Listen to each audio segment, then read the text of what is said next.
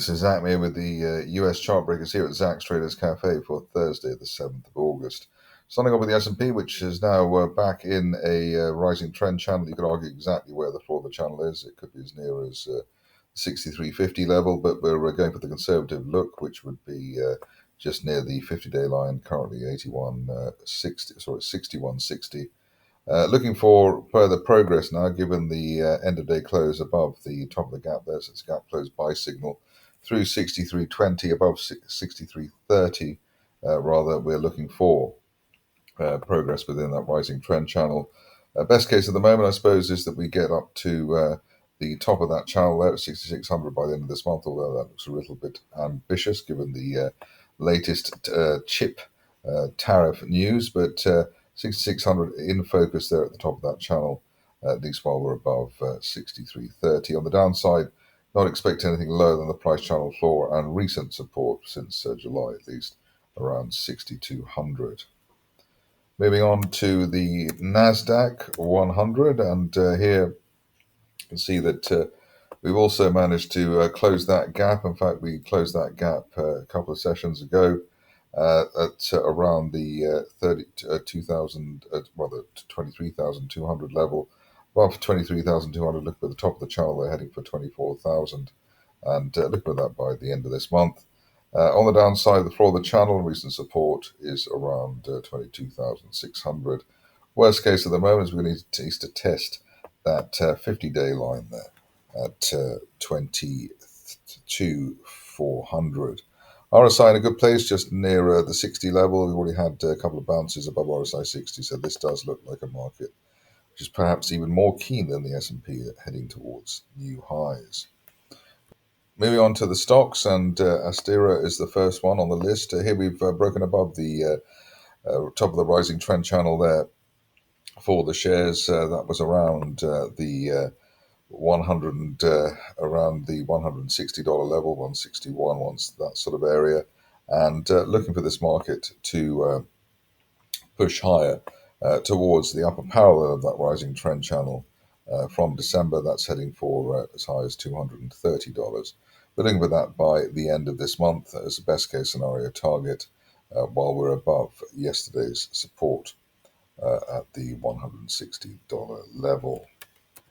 Next on the list is CryoPort, and here we're gapping through all the recent resistance there, which is healthy.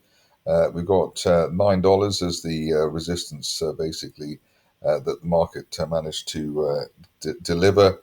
Want to see an end-of-day close above $9 to give us the prospect of $12, maybe by the end of this month. Ideally, we stay on the right side of late June resistance around $8 in the meantime.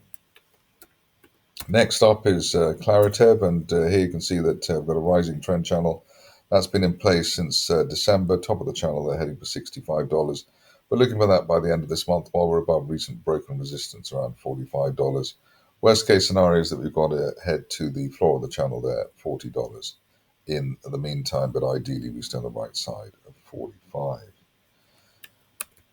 New name for us is Cosmos Health, and here decent breakthrough resistance, this time closing relatively near, or at least half the range.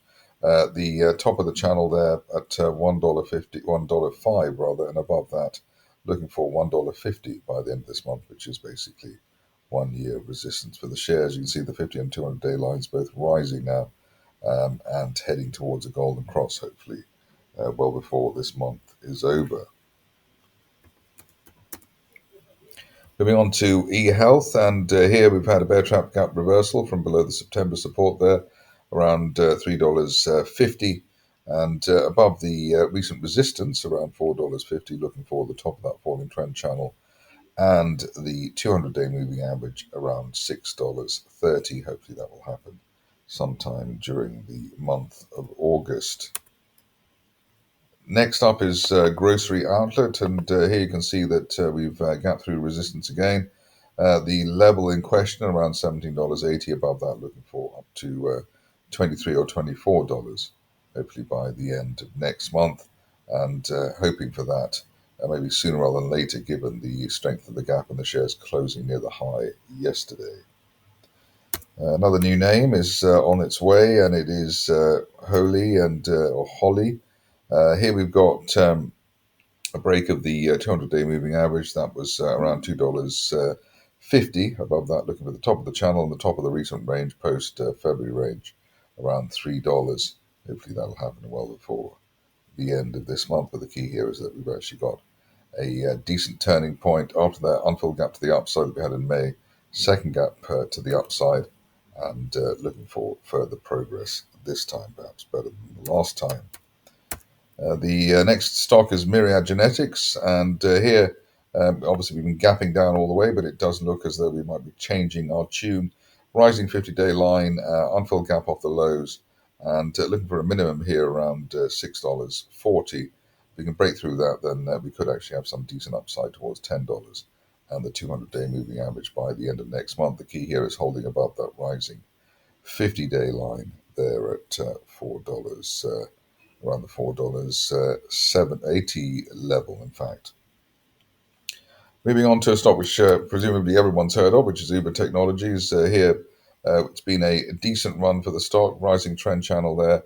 The top of the channel there heading for around 104. Support in the first instance around $82. So let's see if after the relative sort of sideways move of yesterday, whether we can hold the floor of the channel there around $86 and head higher from there. If you're cautious, you'll probably wait for a break of recent resistance through 91 before pressing the buy button, if you're going to do that at all. On to ViaSat, and here, very, very strong chart, very strong price action. Unfilled gap to the upside and then falling through sharply on that. So we're looking for the top of the channel there from January as high as $35 by the end of this month, while remain above the mid-range of yesterday, so that would be around $24. That should do the trick.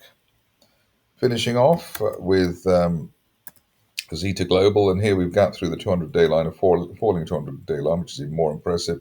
The recent support there around the $18 mark, and that's just above the current position of the 200-day moving average, above that $18 zone, looking for $26, hopefully by the end of next month. Nice RSI 50 rebound ahead of the gap higher that we've had today, and obviously bounced twice off rising 50-day moving average.